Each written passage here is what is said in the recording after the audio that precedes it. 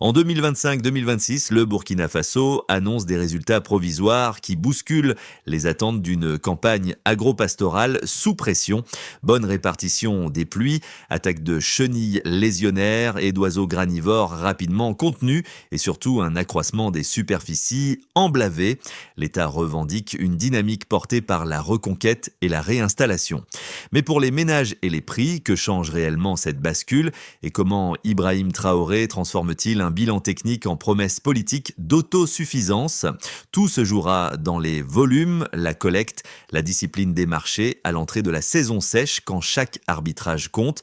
L'objectif ici est de décrypter ce que les résultats provisoires de la campagne agro-pastorale 2025-2026 changent concrètement au-delà des annonces pour l'économie réelle du Burkina Faso. Pour le spectateur, l'enjeu est simple, comprendre en 10 minutes de lecture comment des chiffres agricoles peuvent influencer les prix, la sécurité alimentaire et la marge de manœuvre politique dans les mois à venir. Le risque, lui, est double. D'un côté, confondre performance exceptionnelle et tendance durable, en oubliant que la pluviométrie, la sécurité territoriale et les intrants restent des variables fragiles. De l'autre, réduire cette campagne à un succès technique sans mesurer ses implications sociales, budgétaires et symboliques. C'est précisément à cet endroit que la trajectoire d'Ibrahim Traoré devient centrale, car elle relie un discours de souveraineté à des mécanismes très concrets, superficie récupérée, rendement, collecte des céréales et discipline des flux. La question n'est donc pas seulement de savoir si la récolte est bonne, mais si ce modèle peut tenir, se répéter et absorber ses propres tensions lorsque le contexte changera.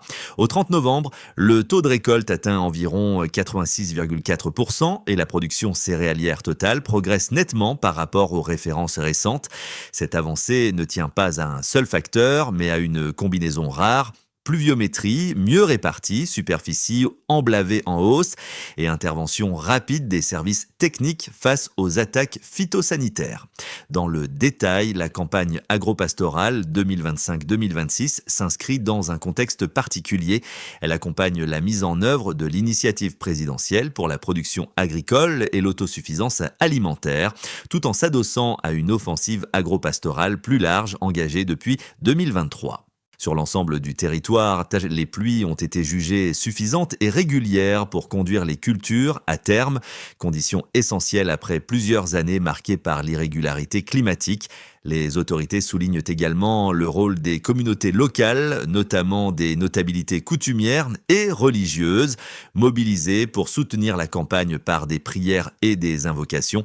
Un élément souvent cité pour expliquer la réussite perçue de la saison. Sur le plan technique, la situation phytosanitaire a été globalement maîtrisée. Des foyers de chenilles lésionnaires et des attaques d'oiseaux granivores ont été signalés dans certaines zones, mais rapidement contenus grâce à la mobilisation d'équipements et de produits de traitement. Un autre point clé réside dans l'extension des superficies cultivées. Cette progression est directement liée à la reconquête de zones auparavant inaccessibles pour des raisons sécuritaires, permettant la réinstallation de populations et la remise en culture de terres abandonnées depuis plusieurs années. C'est ici que la ligne politique d'Ibrahim Traoré se matérialise dans les champs. Sécurité territoriale et production agricole sont présentés comme deux leviers indissociables. Un point important mérite d'être posé. Ces résultats sont-ils le fruit d'une conjoncture exceptionnelle ou le premier jalon d'un changement durable du modèle agricole burkinabé? Sur le terrain, la campagne ne se résume pas à des tableaux chiffrés, elle se traduit par des gestes concrets, observables dès les premières semaines de récolte, lorsque des producteurs réinvestissent des parcelles longtemps laissées en friche. Dans plusieurs zones réinstallées, l'accès aux intrants subventionnés et à l'appui conseil a permis une reprise rapide des activités agricoles, malgré un contexte sécuritaire encore inégal selon les régions. Un premier effet concret apparaît dans l'organisation du travail. La mise à disposition de tracteurs, de motoculteurs et d'équipements de récolte a modifié le calendrier agricole, réduisant les retards et les pertes liées à la surmaturité, notamment pour le riz. Pour de nombreux exploitants, cette accélération a signifié une sécurisation partielle des volumes produits et une meilleure anticipation de la commercialisation. Un autre effet se manifeste dans la relation coopération entre producteurs et administration.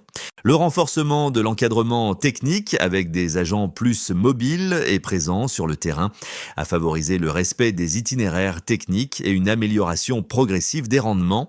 Cette proximité, souvent absente les années précédentes, est présentée comme un levier clé de la performance observée. Dans ce cadre, Ibrahim Traoré apparaît moins comme un acteur agricole direct que comme le point de convergence d'une stratégie politique reliant sécurité, mécanisation et souveraineté alimentaire. Les premiers résultats servent ainsi de vitrine à une approche intégrée où l'action militaire, l'investissement public et l'organisation communautaire se répondent. La question centrale demeure pourtant simple.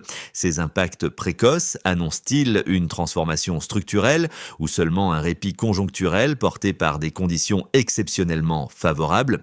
Au début de la séquence, la campagne s'ouvre dans un climat d'incertitude.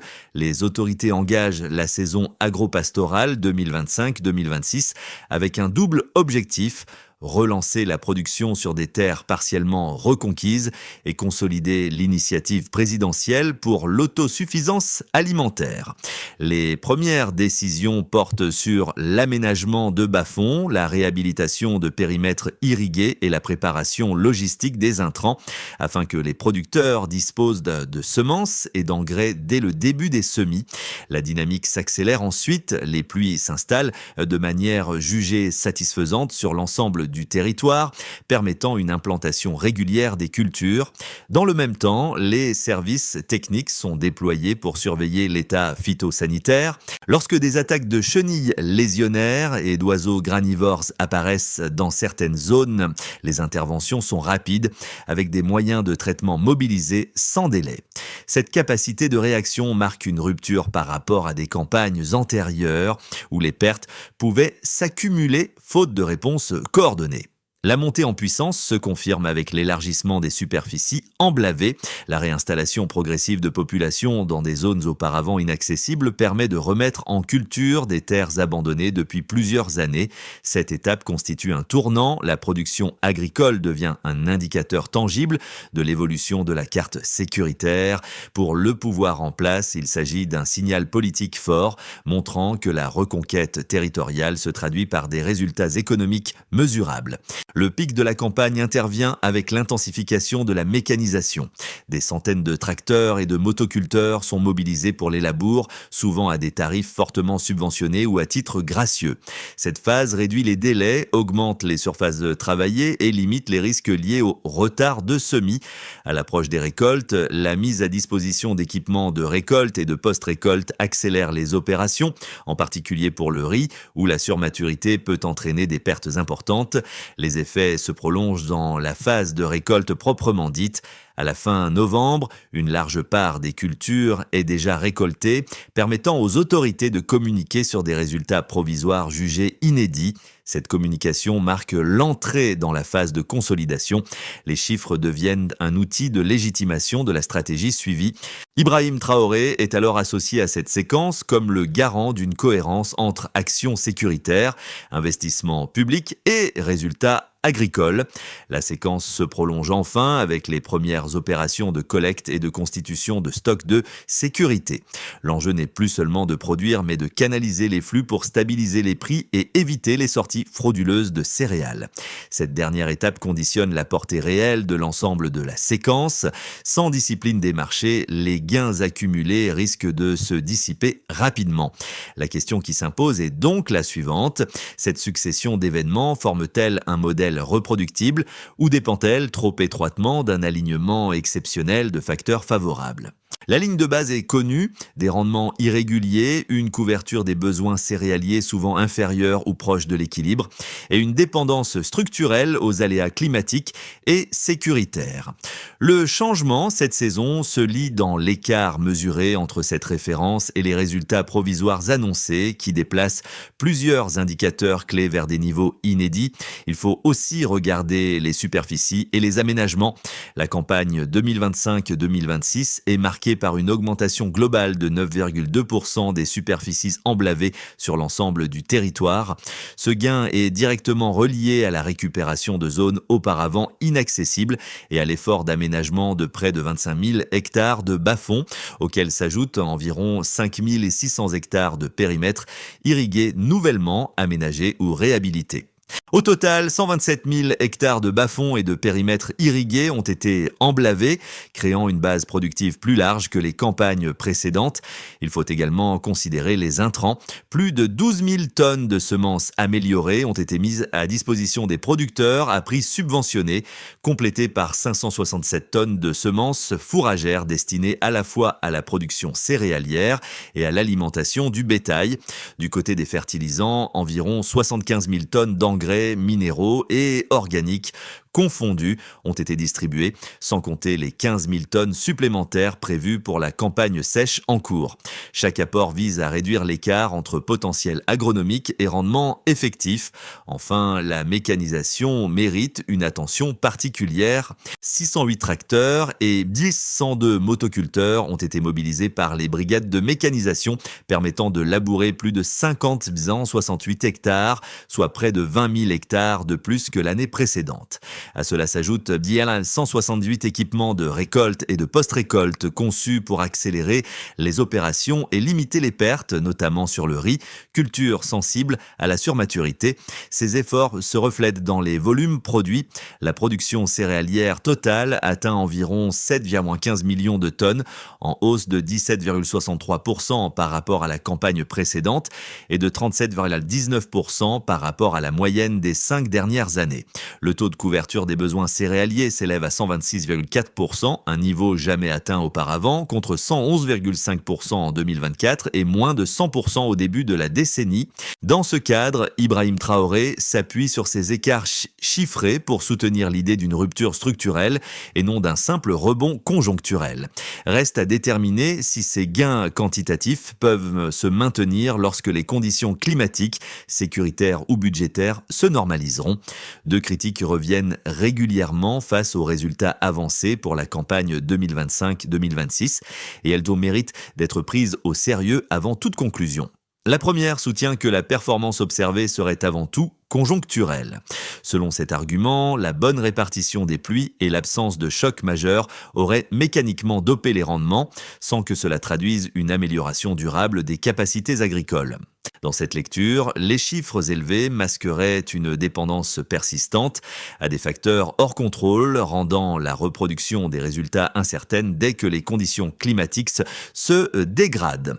La seconde critique met l'accent sur la soutenabilité budgétaire. L'augmentation des superficies, la distribution massive d'intrants subventionnés et la mécanisation à grande échelle reposent largement sur des financements publics. Les sceptiques estiment que ce modèle pourrait atteindre ses limites si les ressources de l'État se contractent ou si les priorités sécuritaires absorbent une part croissante du budget national. Dans ce cas, la campagne 2025-2026 apparaîtrait comme un pic difficilement reproductible plutôt qu'un nouveau standard. La réponse portée par les autorités s'articule autour de données et de séquences observables. D'une part, l'argument climatique est relativisé par la combinaison de facteurs techniques et organisationnels, maîtrise des attaques phytosanitaires, amélioration de l'encadrement et réduction des pertes post-récolte. Ces éléments ne dépendent pas uniquement de la pluviométrie et peuvent être consolidés dans le temps. D'autre part, la question budgétaire est renvoyée à un arbitrage stratégique où l'investissement agricole est présenté comme un levier de stabilisation sociale et économique capable de réduire les coûts futurs liés aux importations et aux crises alimentaires. Dans cette perspective, Ibrahim Traoré défend l'idée que le coût immédiat des subventions et des équipements doit être comparé aux gains systémiques, sécurité alimentaire accrue, excédents régionaux et capacité de constitution de stocks. Le débat reste ouvert, mais il se déplace ainsi du terrain du succès ponctuel vers celui de la viabilité d'un choix politique assumé. Peu à peu, l'attention se déplace vers la collecte. À ce moment de la campagne, l'enjeu bascule discrètement, mais mais nettement. Produire ne suffit plus, il faut désormais capter, organiser et sécuriser les flux de céréales. La collecte Borcham devient alors le point de bascule stratégique, celui qui transforme une bonne récolte en stabilité alimentaire concrète. Sans ce mécanisme, les volumes excédentaires risquent de se disperser, de nourrir la spéculation ou de sortir frauduleusement du territoire, annulant une partie des gains annoncés. La Société nationale de gestion des stocks de sécurité est mobilisée sur l'ensemble du pays pour acheter, stocker et réguler. L'objectif affiché est double, constituer des réserves alimentaires et maintenir des prix accessibles pendant les périodes de tension. Ce moment est crucial car il relie directement la performance agricole aux conditions de vie des ménages urbains et ruraux. C'est ici que l'approche défendue par Ibrahim Traoré prend une dimension plus politique que technique. La discipline des marchés, le contrôle des sorties et l'adhésion des producteurs à la collecte deviennent des tests de cohérence pour l'ensemble du modèle. La réussite ne dépend plus seulement des champs, mais de la capacité de l'État à coordonner acteurs, incitations et contrôles. Cela recentre le débat. Le véritable succès de la campagne se mesurera moins à la récolte qu'à ce qui en sera fait collectivement. Pour l'État, le premier effet tangible réside dans la marge de manœuvre retrouvée. Avec un taux de couverture des besoins céréaliers annoncé à 126,4%, l'administration dispose d'un levier inédit pour constituer des stocks de sécurité et intervenir sur les marchés en cas de tension. Cette situation réduit la dépendance aux importations d'urgence et renforce la crédibilité d'une politique de stabilisation des prix. Dans le discours officiel, ce surplus devient aussi un argument de souveraineté, montrant que la sécurité alimentaire peut être pilotée depuis l'intérieur. Pour les producteurs, les conséquences sont plus nuancées.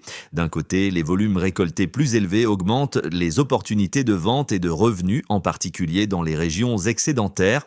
De l'autre, la réussite de la collecte conditionne ces gains. Si les prix sont jugés insuffisants ou si les circuits officiels sont contournés, les producteurs peuvent être tentés de stocker ou d'écouler ailleurs au risque de sanctions. L'équilibre entre incitation économique et contrôle devient donc central. Pour les ménages, surtout urbains, l'enjeu se lie dans les marchés. Une collecte efficace et des stocks bien gérés peuvent limiter les hausses de prix pendant la saison sèche, période traditionnellement marquée par des tensions. L'amélioration de l'offre peut aussi réduire l'incertitude alimentaire pour les foyers les plus vulnérables, même si l'impact dépendra de la rapidité et de la transparence des mécanismes de régulation. Enfin, pour la région et les partenaires, ces résultats repositionnent le Burkina Faso. 10 régions sont annoncées excédentaires, tandis que 6 restent déficitaires, avec des taux de couverture variant entre 90 et 110%. Cette géographie contrastée limite toute lecture triomphaliste, mais elle ouvre la possibilité d'une redistribution interne mieux organisée. À l'extérieur, le pays affiche une capacité accrue à contrôler ses flux céréaliers, un signal important dans un contexte régional instable. Dans cette séquence, Ibrahim Traoré apparaît comme l'arbitre de ces équilibres. La campagne ne se juge plus seulement à la production, mais à la manière dont ses effets se diffusent entre États, producteurs, ménages et espaces régionaux. C'est à ce niveau que se jouera la traduction durable des chiffres en stabilité réelle. À court et moyen terme, les effets de la campagne 2025-2026 peuvent évoluer selon 3 trajectoires distinctes, chacune reposant sur des choix et des contraintes déjà visibles.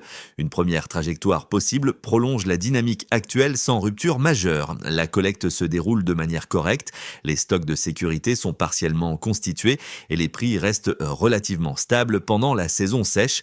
Les excédents compensent les déficits régionaux, mais sans transformation profonde des circuits.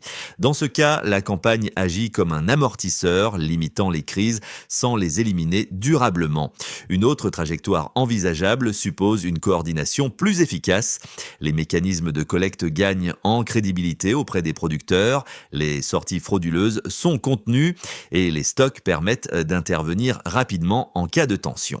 Cette trajectoire renforcerait la confiance des ménages et stabiliserait les marchés tout en offrant à l'État un levier politique tangible. Dans cette hypothèse, la campagne 2025-2026 deviendrait une référence servant de base à une planification agricole plus ambitieuse. Une trajectoire plus fragile, enfin, repose sur des frictions accumulées. Des prix jugés insuffisants découragent la vente officielle. Les contrôles alimentent des contournements contournements et les excédents se dispersent. Les stocks restent limités et la saison sèche réactive les tensions habituelles. Les gains de production seraient alors réels mais mal captés, réduisant leur impact sur la stabilité alimentaire. Dans chacun de ces scénarios, un point demeure constant. La production seule ne décide pas de l'issue. Si les règles de collecte, de stockage et de redistribution ne suivent pas, les volumes perdent leur pouvoir stabilisateur. C'est à ce niveau que l'orientation politique portée par Ibrahim Traoré sera évaluée, non sur l'annonce des chiffres, mais sur leur gestion dans la durée. La question à garder en tête est donc conditionnelle. Si la discipline des flux tient, alors la campagne peut changer la trajectoire alimentaire du pays. Si elle cède, alors les résultats resteront ponctuels malgré leur ampleur. Pour le citoyen ordinaire, la campagne 2025-2026 n'est pas une abstraction statistique. Elle se manifeste d'abord par une attente concrète, celle de marchés plus fournis et de prix moins volatiles. Pendant la période traditionnellement la plus tendue de l'année, si les stocks sont effectivement mobilisés au bon moment, l'impact peut se traduire par une réduction de l'incertitude alimentaire pour de nombreux ménages, en particulier en zone urbaine où la dépendance au marché est forte. Pour les producteurs de taille moyenne, l'enjeu est différent. Les volumes récoltés ouvrent des perspectives de revenus accrus, mais aussi de nouvelles contraintes. Vendre à la collecte officielle signifie accepter des prix encadrés et des règles plus strictes. Cette situation place les exploitants face à un arbitrage permanent entre sécurité, liquidité immédiate et opportunités alternatives. La perception de l'équité du dispositif jouera donc un rôle central dans leur adhésion. Pour les jeunes et les personnes en quête d'activité, la mécanisation et l'expansion des superficies modifient également les représentations. L'agriculture apparaît moins comme un secteur de subsistance et davantage comme un espace structuré, appuyé par l'État et intégré à une vision de développement. Cette évolution reste fragile, mais elle alimente un changement de regard sur les métiers ruraux. Enfin, pour l'opinion publique au sens large, la campagne devient un test de cohérence. Ibrahim Traoré est jugé non seulement sur la capacité à produire, mais sur celle à transformer ses résultats en bénéfices visibles et équitablement répartis. La réussite ou l'échec de cette traduction conditionnera la confiance accordée aux annonces futures. Au-delà des chiffres, c'est donc l'expérience quotidienne des ménages et des producteurs qui déterminera la portée réelle de cette campagne dans la mémoire collective. La consolidation des résultats de la campagne 2025-2026 repose sur une séquence d'actions précises où chaque acteur est appelé à jouer un rôle identifiable. Il s'agit d'abord de sécuriser la collecte. L'État, via la Société nationale de gestion des stocks de sécurité, doit poursuivre les opérations d'achat sur l'ensemble du territoire avec des prix suffisamment incitatifs pour capter les volumes excédentaires. L'indicateur clé reste le niveau de stock effectivement constitué avant le pic de la saison sèche. Il faut ensuite renforcer la transparence des flux. Les mécanismes de contrôle doivent être accompagnés d'une communication claire auprès des producteurs afin de limiter les contournements et les tensions. Ici, le succès se mesure par la réduction des sorties frauduleuses et par l'adhésion volontaire aux circuits officiels. Il convient aussi de soutenir les régions déficitaires. 10 régions sont annoncées excédentaires, mais 6 restent en situation de déficit relatif. La redistribution interne par transfert ciblé et logistique adaptée devient un levier pour équilibrer l'accès aux céréales et prévenir les disparités territoriales. Il est tout aussi important de capitaliser sur les acquis techniques. L'encadrement de proximité, la maîtrise phytosanitaire et la mécanisation doivent être maintenus au-delà de la campagne en cours. Les indicateurs à suivre concernent la stabilité des rendements et la réduction des pertes post-récolte sur plusieurs saisons. La dernière dimension est politique. Ibrahim Traoré inscrit cette feuille de route dans une vision de souveraineté alimentaire durable où l'investissement agricole est considéré comme un pilier de la stabilité sociale. La réussite de cette séquence dépendra de la capacité à enchaîner ces étapes sans rupture et à mesurer les résultats non par les annonces, mais par des effets durables sur les marchés et les ménages. Au terme de cette trajectoire, un motif revient avec insistance, celui d'un pays qui tente de transformer des efforts dispersés en continuité. Les images de producteurs revenant sur des terres longtemps abandonnées, évoquées plus tôt, prennent ici une valeur symbolique. Elles rappellent que la campagne 2025-2026 n'est pas seulement une réussite technique, mais une tentative de réconciliation entre sécurité, production et confiance collective. La mécanisation, l'encadrement de proximité et la collecte organisée forment un triptyque fragile. Chacun de ces éléments peut fonctionner isolément, mais c'est leur articulation qui donne sens à l'ensemble. Lorsque l'un faiblit, l'équilibre se rompt et les chiffres perdent leur portée. Cette dépendance mutuelle explique pourquoi la campagne suscite autant d'attentes, mais aussi de prudence. Dans ce récit, Ibrahim Traoré incarne moins une promesse immédiate qu'un point de fixation.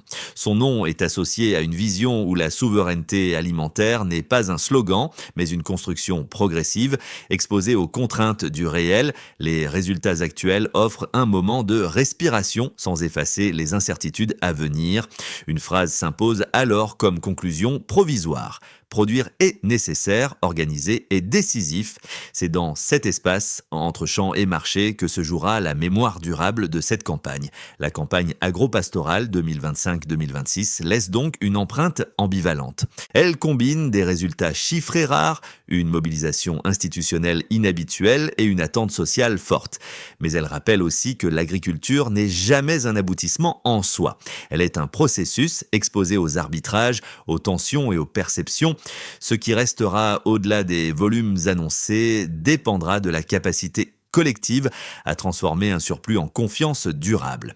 Pour le public, l'enjeu n'est pas de trancher immédiatement entre succès et prudence, il est plutôt d'observer comment les mécanismes se déploient dans le temps, la tenue des prix, l'accès aux céréales, la continuité de l'encadrement et la transparence des règles.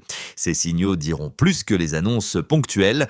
Dans ce cadre, la trajectoire portée par Ibrahim Traoré se prête à une lecture ouverte. Elle invite à suivre, comparer et discuter sans céder ni à l'enthousiasme automatique, ni au scepticisme réflexe. La question finale reste volontairement simple et collective. Quels indicateurs concrets devriez-vous surveiller dans votre quotidien pour juger si cette campagne change réellement la donne alimentaire du pays ?